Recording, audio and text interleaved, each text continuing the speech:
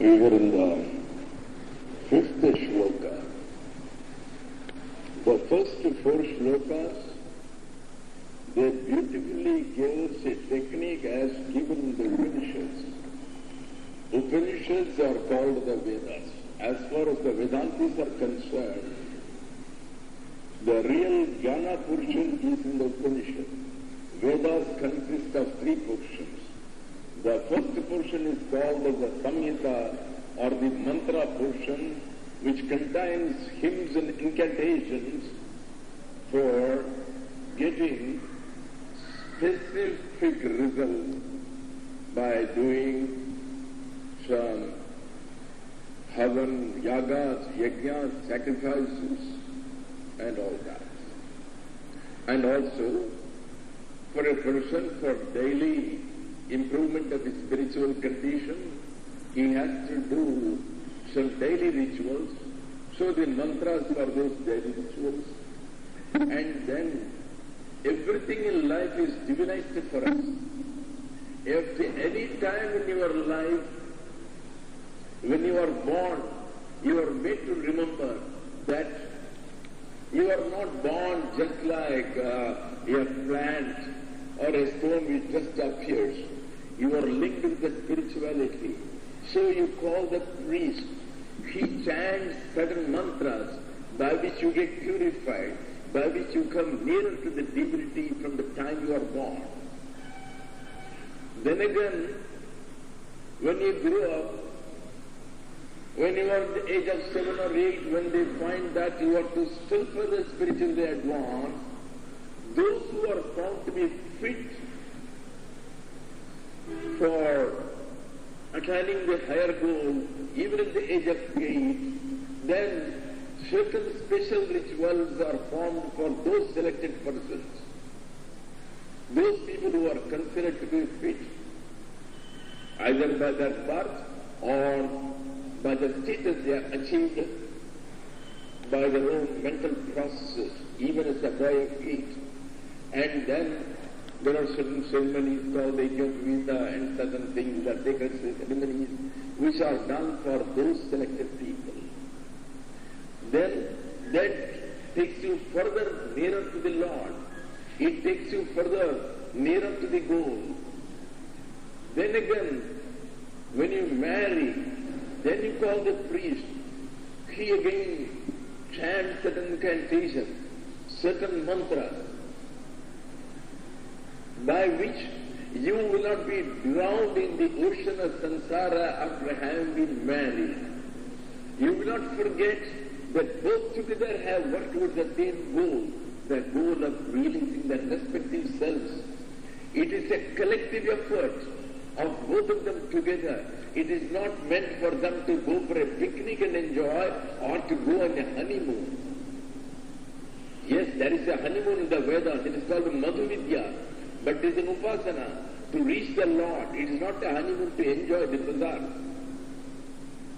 So at every step in life you are reminded that you are the divinity and you have to realize it, you have to go near it, and perhaps it is only in certain religions like the Parsis, the Hindu system, to that extent that every time you are reminded. Yes, no doubt in Christianity also there is a baptism and then it is the marriage, they go there. Yes, but then today, all those conventions are lost. The question of, the convention of living with each other has come. In Germany and very many other places and perhaps in India too, it has found a place. We forget the fact that it is not the physical you alone. And if we only live in it, we will go down in the scale. We have to suffer. Everybody suffers to a lesser degree or to a higher degree, perhaps in the beginning or perhaps the end. And there will be nobody, even the best of the billionaires, who will say, well, I am dying happily. Nobody will. And that is why at every stage we are taken through spirituality. There is the beauty of it. So that is why the mantra shastra was important. But then for a person who wants to go towards that supreme consciousness, towards absolute, we require a profound tuition. And that tuition you find in the Upanishad.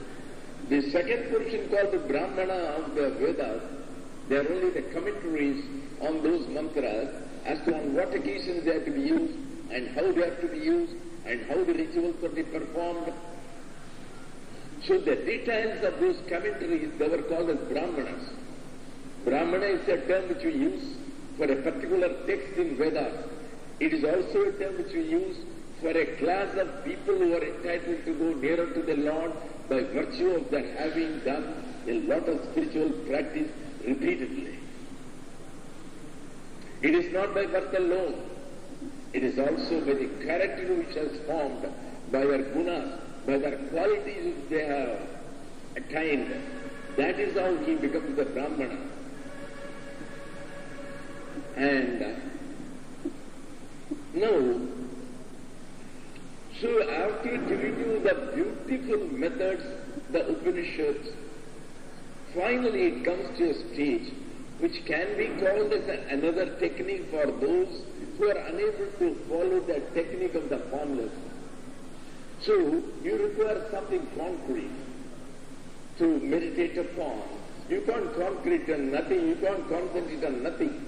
It's somewhat difficult like, and you can't concentrate on something which is indefinable. Well, is it black or white? Can't say. Is it tall or short? Can't say. Is it fat or thin? Sorry, can't say. Does it look like a man? Can't say. So how to think of such a thing? It will be rather difficult. And that is why the Brahmanas also give us to some extent, the Vedas also give us, the Upanishads also give us here and there, the Upasana. Upasana means worship through symbol. As you can't worship that Lord who is indefinable, who is indescribable, then you invoke his powers on some symbols, and on those symbols you concentrate, you get a full effect. These are some of the methods. And finally, start by any other method. You have to come to one step where you started by denying the world, but how long can you deny it? It is there. Wherever you open the eye, it is there. Wherever you walk, you have to stumble in the world. You have to stumble against a neighbor. You have to stumble against a monkey. So it is all the world. So where can you escape from the world? You have to be very much in the world.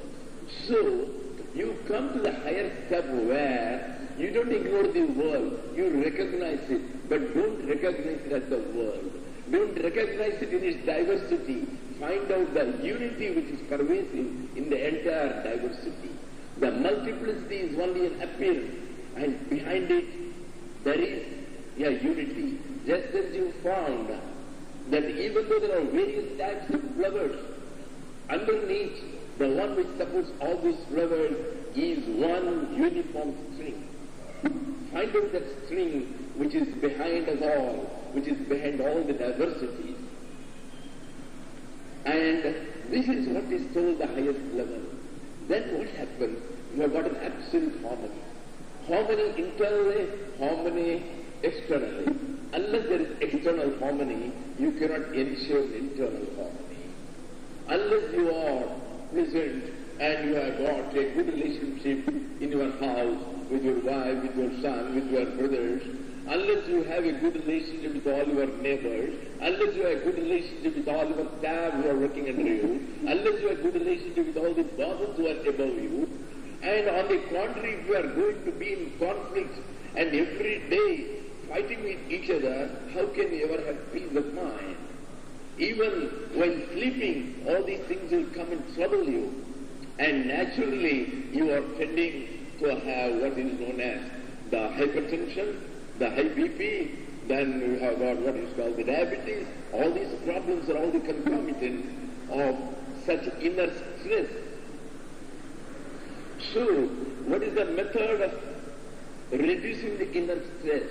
Never think that he is different, he is different, he is different, he is my enemy, he is my friend, he is my relative, this is my brother. No, don't think of that at all. And this is a monkey, this is a serpent, this is a scorpion. Think they are all the various forms, but inside which the same supreme consciousness is, which is running through your veins. And it is that which is everywhere. And then when you consider them all as one, even if somebody is going to throw stones, even if somebody is going to cut off your hand, where is the tormentor? Where is the tormented? It is you who are in another form throwing stones on yourself. It is you who in another form is trying to cut your hand. It is all a drama where one actor is taking 4 roles. The one is of a dacoit, the other one is of a superintendent of police. The dacoit is coming and cutting the police superintendent's hand. But both are the same actor. It is you, Brahma, who has become the superintendent of police, and it is you, Brahma, who has also become the dacoit. Then where is the question of tormentor and tormented? Then will you be angry with him? You know it will die in the other form. The question of getting angry, the question of getting jealous of another, nothing arises. You are in absolute harmony, absolute amity, absolute love with everybody, because it is you. So, the only thing is Tatra ko mohaha kashokaha ekatvam anupashyata. Once you are able to identify yourself as the Atma of all, there is no self, there is no separate self in him, a separate self in him, a separate self in him. When you say I am, you say I am, you say I am, you say I am, so that amness is common to all. It is a question of one is, there is one isness.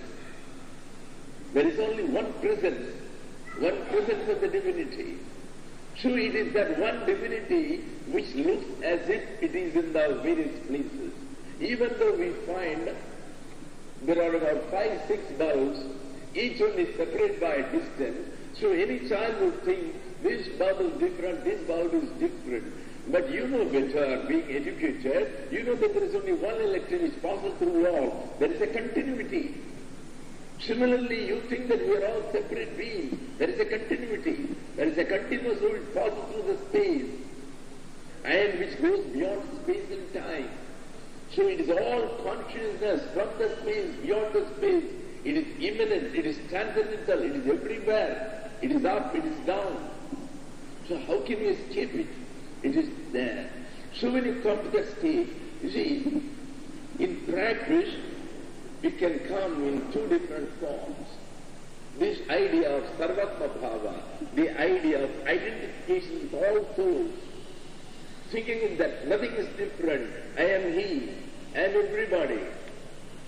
The one is, once when Ramakrishna Paramahamsa was standing, there was a gobi, a washerman, who was beating his boy for not having done his work properly. Then immediately, the disciples found Ramakrishna Paramahamsa was crying loudly, ah! Then they found the lashes which the gobi was giving to his son on his back, they found the marks of it on Ramakrishna's back. So much identification has come. You see, in the Christian theology, there is something which is called a stigmata. What happens? If a man is thinking of Christ having been crucified, where they have driven the knife in the various places and the blood is oozing out of those places. He is just thinking of him, thinking of those places where the blood is oozing out. And in due course it is found, these saints who are concentrating, they began to have wounds in the exact places correspondingly, and the blood was oozing out. That is called a stigmata, which is one of the conditions for canonizing and declaring one as a saint by the Pope. How does it happen?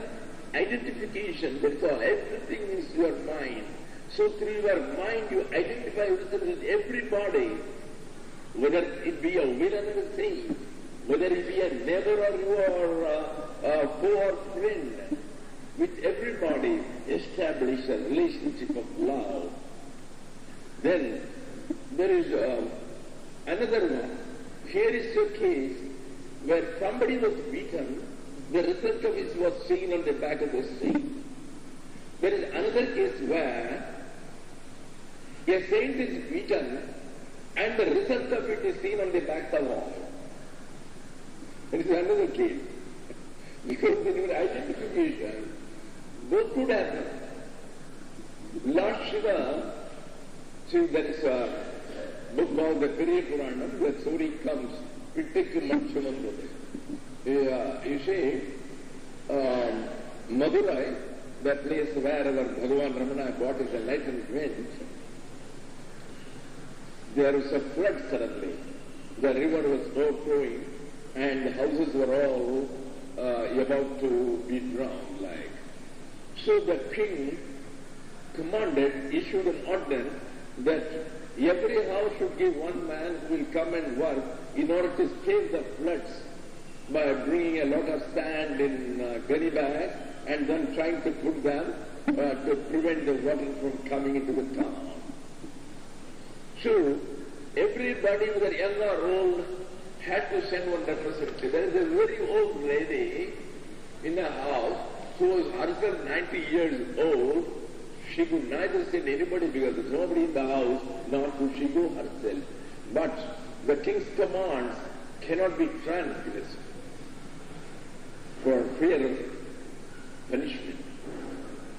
Then she was a very good devotee of the Lord. She prayed to the Lord, Sundareshwara, the Lord of Madurai, "Sir, please help me."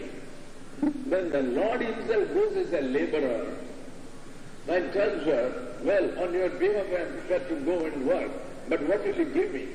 I can't do it free of charge." She says,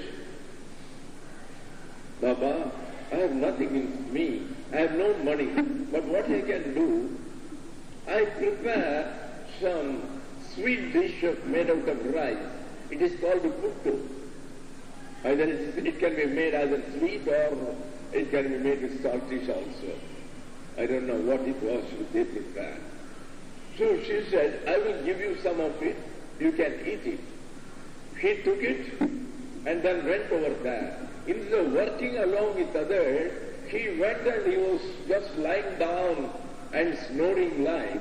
The king came on a supervision. He was horrified to find. He says, "Whom do you represent?" He said, "I belong to that house." And then, "This is how you walk?" And then he took his whip and lashed him. The moment he lashed him, everybody felt the lash on himself, including the king. So that is another ekatma bhava. So one has to reach, this may be an exaggerated methods of emphasizing that one should identify himself with one and all. He says, "Purushaye vedam ityadi vedeshu sarvakaranataya yasya sarvasyam hadakasyeva mukutaditadapyam sarasamamnayate tattvamasi tattvam." The Shrutis declared, as I told yesterday, Purusha evedakam sarvam yadbhautam yachabhavyam utamrtatvasya janaha. So, all these sarvam, they are all Purusha eva. Purusha means the Supreme Being. It is that Supreme Being which is immanent in all the beings, whether it be a plant, whether it be a leaf, whether it be a tree, whether it be a man. Everything is made of that Supreme Consciousness. They are all the Supreme Beings. It is that Supreme Consciousness is everywhere. Everything is inhabited by that Lord, whom you may call God, you may call it Supreme Consciousness, you may call it Absolute, you may call it the Eternal Truth, you call it by whatever name it may be. Purusha evedam ityadi vedeshu. In the scriptural text, where it is written in various ways that this entire world is made up of the same Supreme Being, and by that what did they prove? Sarvakaranataya yasya sadvatmyam. They have proved by that there is only one Atman. There are no several Atman. So all the Atmans are all interlinked and they are one. Sarvatmyam. That is an identification with all the Atmas, with all the souls. This is not a separate soul. This is the same soul as that which is inside. But there are some external conditionings which happen to differ. It is the same electricity which has gone to all these bulbs. But still one bulb is a 0 watt. It is giving you very little of it. While the 1000 watt is giving such a brilliant light. It is not the fault of the electricity. It is the fault of the bulb, the limitations of the bulb. So due to the limitations of the mind, the limitations of the conditioning, the limitations of the body, it looks as if you are different. But inside, that which makes you activate, that which makes you function, that which makes you think, that which makes you talk, that which makes you walk, it is all that one consciousness.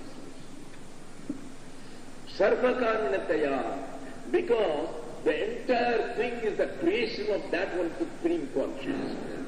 Just as I told you in the dream, you are able to yourself, even at a small level, you are creating a world of your own, a dream world, peopled by various persons and various animals, and each one with a full consciousness, and where from that consciousness came. You lent it from you, and as such, you became the material cause of the entire world of beings which you created in your dream. In the same way, we are all the dream figures of the Supreme Being, the cosmic being.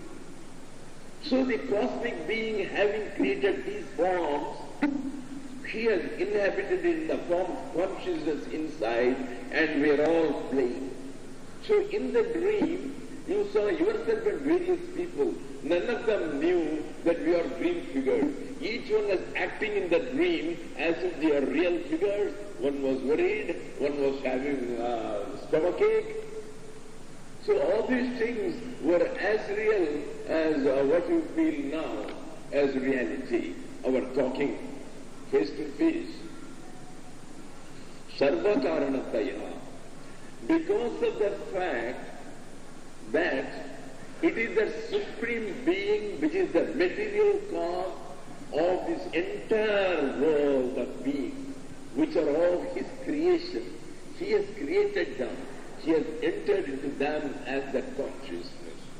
Sarvakaranataya yasya sarvatmyam. So, all the Vedas are preaching you what? They are proclaiming, he is going to say, Sarasam Amnayate. Amnayate means the last sentence. They are being proclaimed in the Vedas. Vedeshu Amnayate. It is being proclaimed. It is being declared in all the Vedas.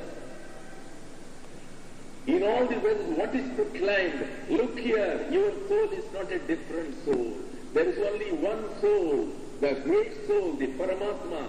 So each Atma which looks as if they are separate, they are all being conjoined together by only one supreme consciousness.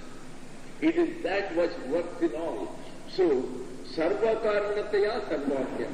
Because you happen to be the material cause out of which the entire thing has been made. Well, how to understand it? We all look different, and you say it is all one soul, then how do I understand that it is the same Lord who is pervading all of them as a supreme consciousness? So in the next line, he is going to give us an analogy to enable us to understand this point. Hatakasyeva mukutadi sadhatyam. Hataka means the gold. Mukuta means the crown, the diadem which the kings used to wear in the olden days.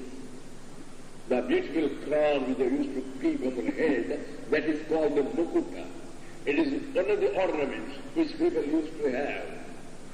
So mukuta adi means the crown and various other things. What are all the various accoutrements which the king has? The king has a beautiful kankana. He wears a bracelet. He wears a different type of bracelet here. He wears a beautiful kundala on a beautiful earring. Perhaps he is wearing a beautiful necklace. All are made of gold. All are made of gold. There was a goldsmith. Somebody took a necklace to be repaired. He found a little more extra gold was required not to melt and join the necklace, otherwise it was becoming sharp. He told his boy, a boy who was being trained in the trade of goldsmith, hey, go inside my room. And there is a lot of gold in it. I require about a kola of it. Bring some good gold. The boy went in. The room was full of various things. There were old gold bracelets. There were gold earrings. There were gold anklets. There were gold necklaces. But he couldn't find any solid gold anywhere. He came back, Daddy, there is no gold, but there are a lot of various ornaments are there. You fool, they are the gold. I have to melt them and then they become the gold, that's all. They are all gold only. They are all only the shapes before. One is in the form of a bracelet, another is in the form of an anklet, but they are all gold, man. So, you see the gold in them. There used to be a place called Pandruti here in the Tamil Nadu. People used to go there. It was famous for a lot of toffees which were made out of molten sugar. So they used to keep it in the form of something in the form of a lizard, something in the form of a cat. There will be one toffee in the form of a small elephant, but all made up of pure sugar only, molten sugar, but they will have the various forms.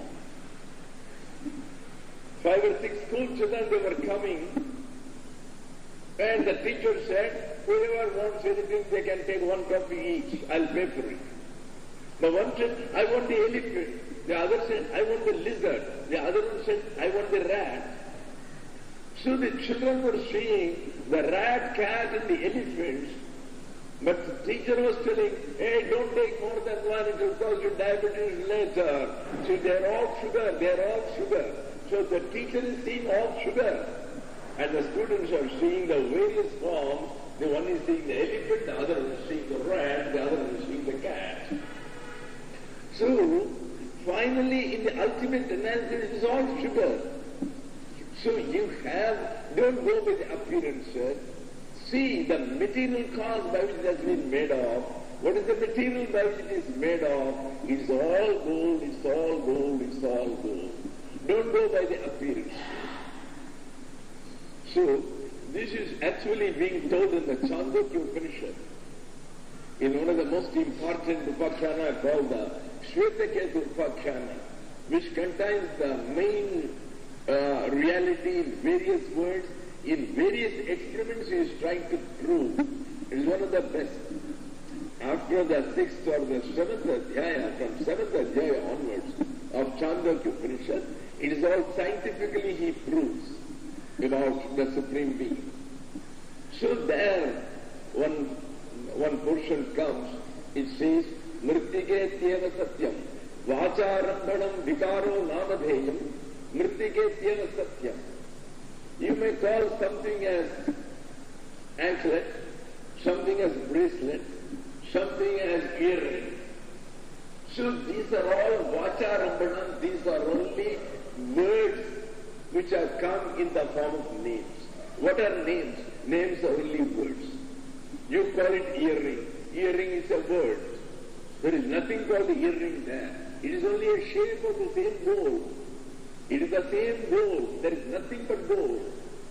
But then when once it is in a shape, you named it with some words, you call it an earring, you call it a bracelet, so vacharambhanam. They are all made up of words and words. But they are all the modifications of words. You call it one is the earring, other is the anklet, the other is the bracelet. So these are all the various vikara, the various modifications of words. then Namadeham, these are sheer names, all names are sheer modifications of words. Then what is the truth then?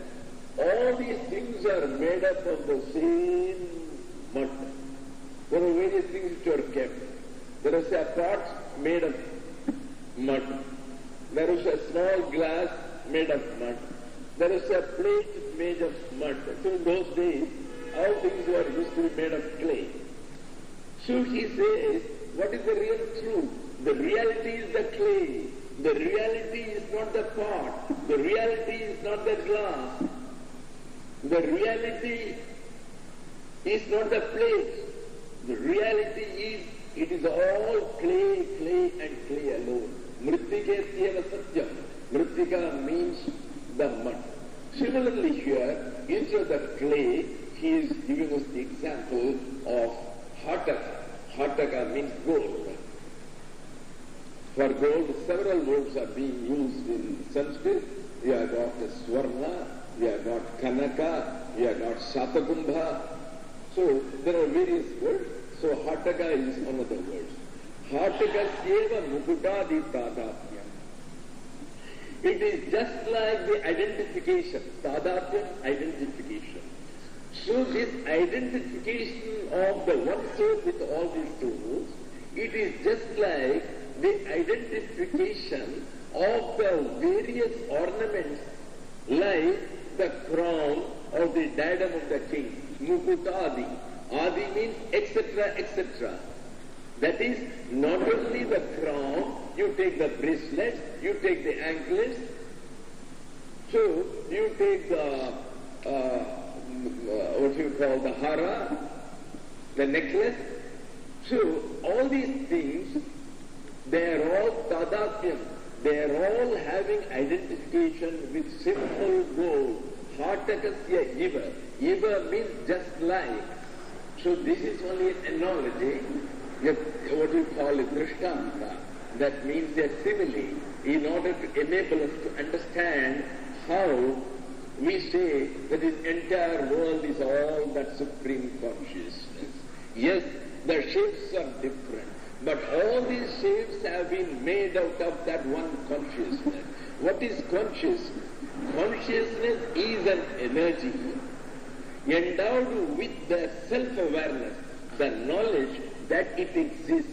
That is what it is made of. So that supreme consciousness knows that I exist.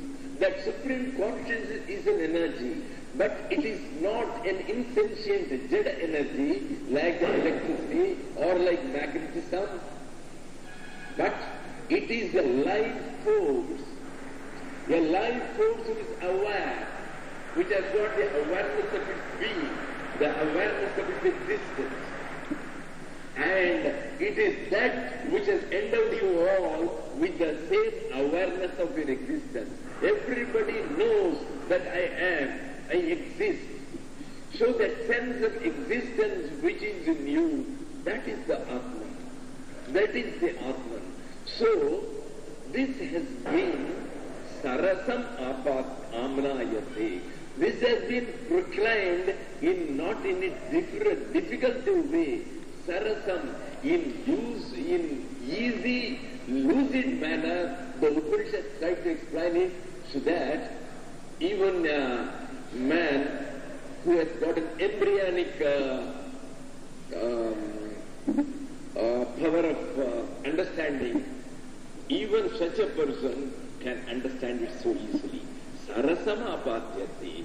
Sarasam, very easily, lucidly, clearly, it is being proclaimed where? Vedeshu, in the Veda. What is being proclaimed? It is being proclaimed that the entire world is that one being, and thus it proclaims the identification of all the beings with that supreme force. And that supreme force whose identification is being established in the Vedas, that you are. Tattvamasi tattvam. You are that. So it ends in that. Tattvamasi tattvam. That reality which is being expounded in the Vedas as It is not something which is having its accommodation elsewhere outside the space in a room which has been built where just on the top of a Kailas mountain or somewhere or in Vaikuntha room number 304. No, it is everywhere. So it is the soul of everybody. It is with you at all times. Just you recognize it and you are that very reality. Now we come to the next sixth. Yaschāhamatra varshmani bhāmi sosau yosau vibhāti rabhimandale sohamiti. Yaschāham atra varshmani bhāmi sosau yosau vibhāti rabhimandale sohamiti. Vedavadino yadiharato yadadhyapayanti.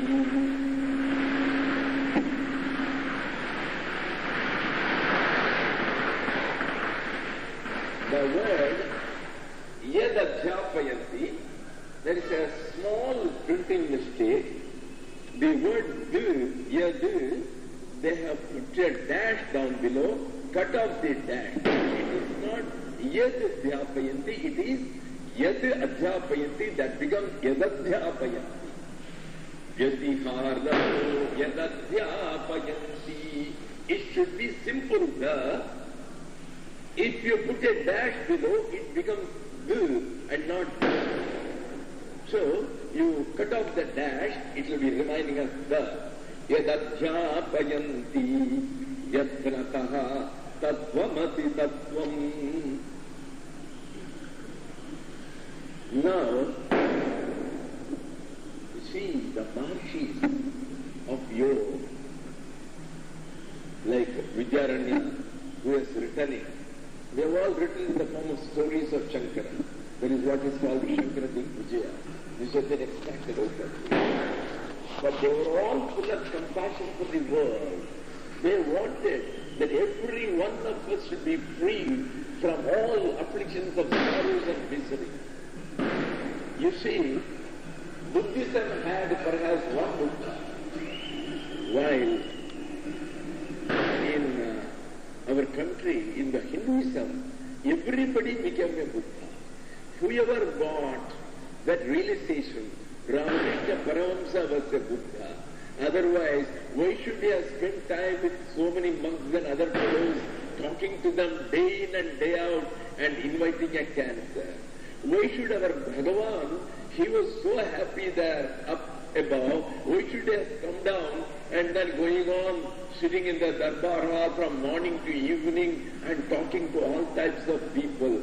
Why should Anandamayi Man, who was born in Bengal in Dhaka, why should he have gone through all the world around and then talking to people? Why all these people were doing it? All out of compassion. So Vidyaranya, out of compassion, he feels that whatever the technique he has given, even those would be perhaps difficult for many to follow.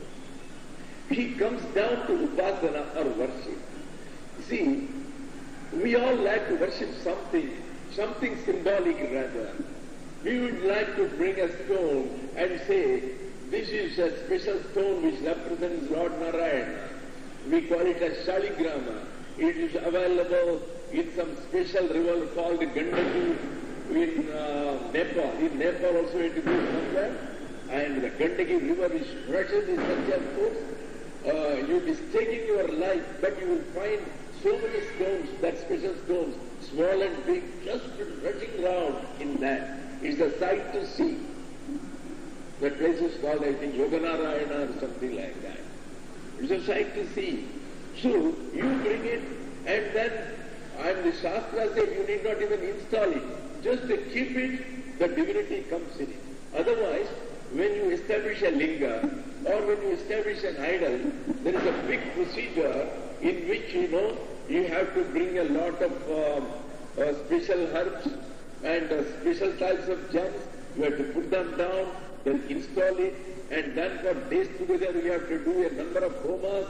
There have to be some pots of water, they are all, impregnated with a lot of incantations.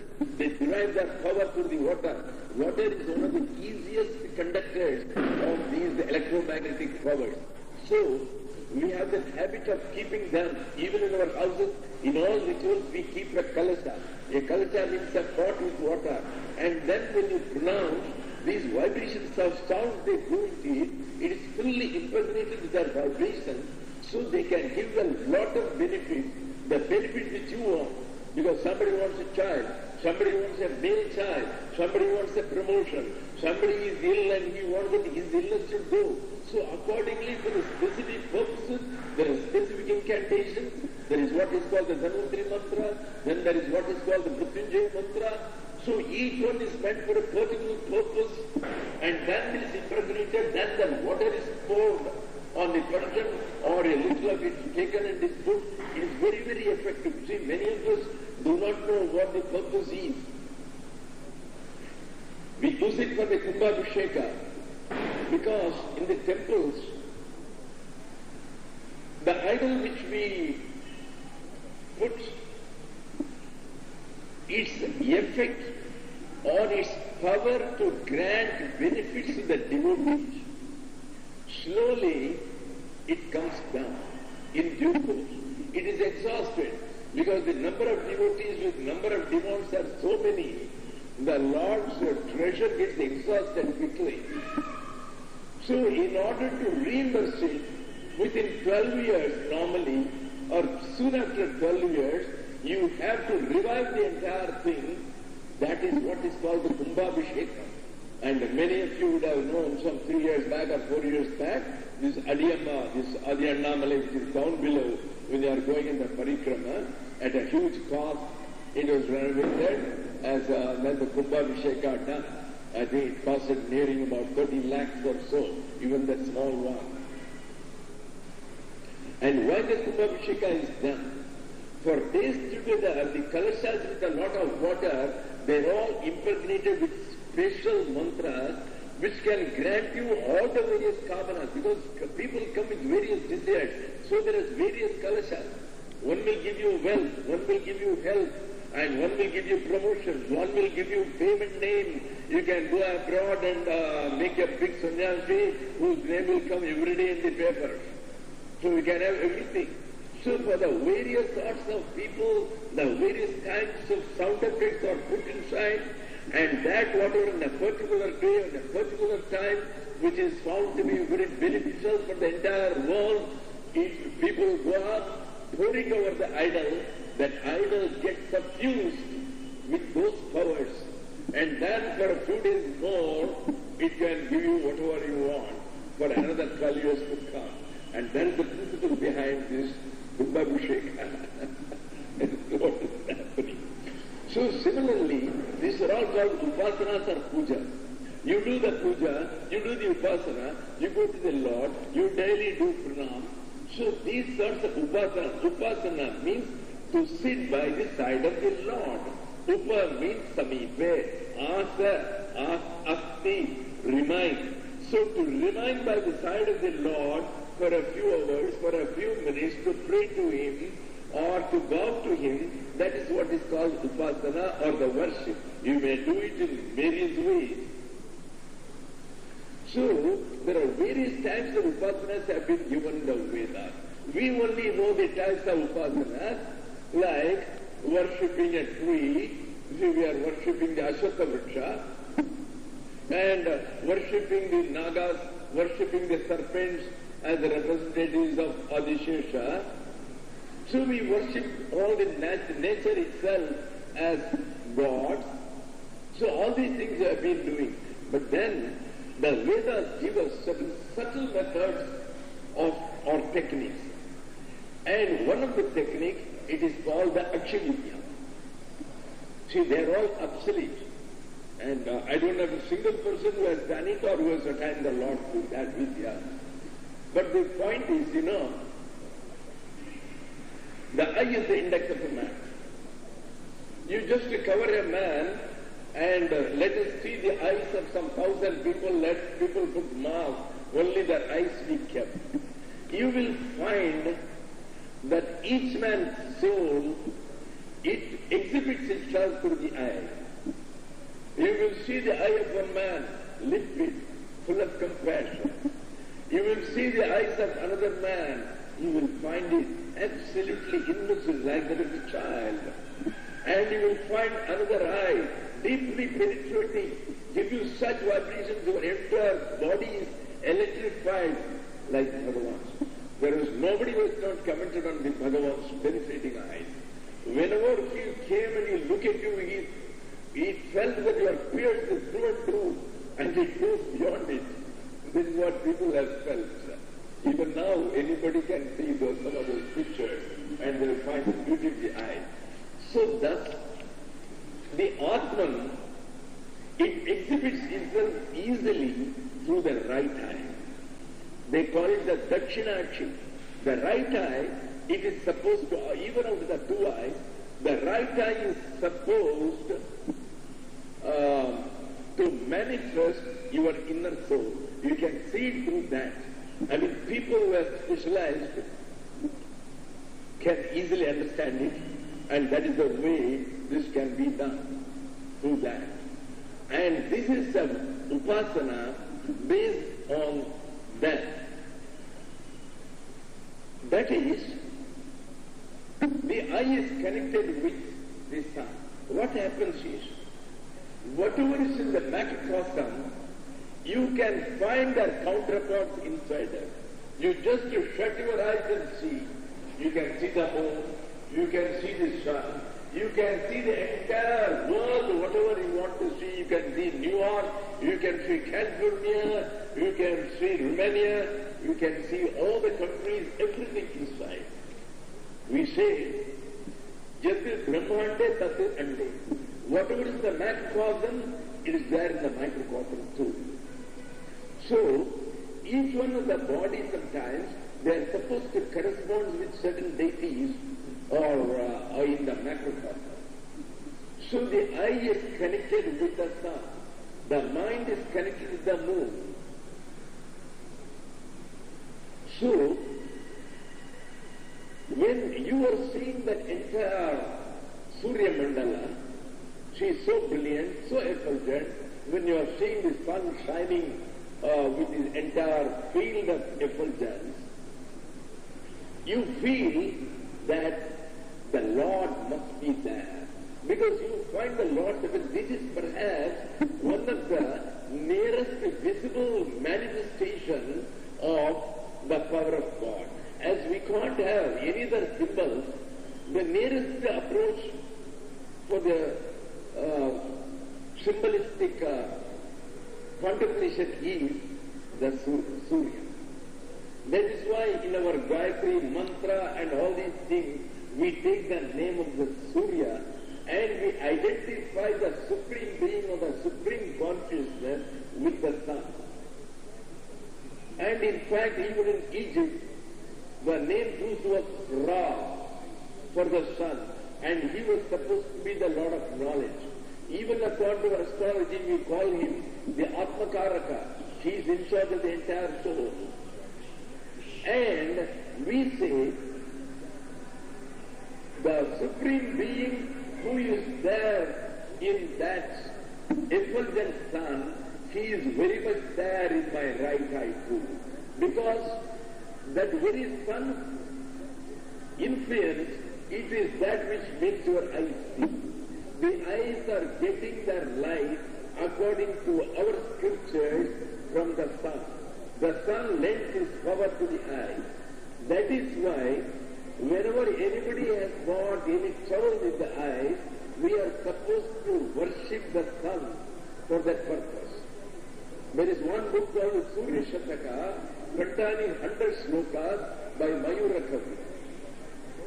And there is one famous songster, a devotee songster called Pittutuli Murugadas in this crowd, who is supposed to sing in a very divine manner. He has come to Tiruvannamalai also earlier, and he had sung. And he can't see much, one of his eyes only works.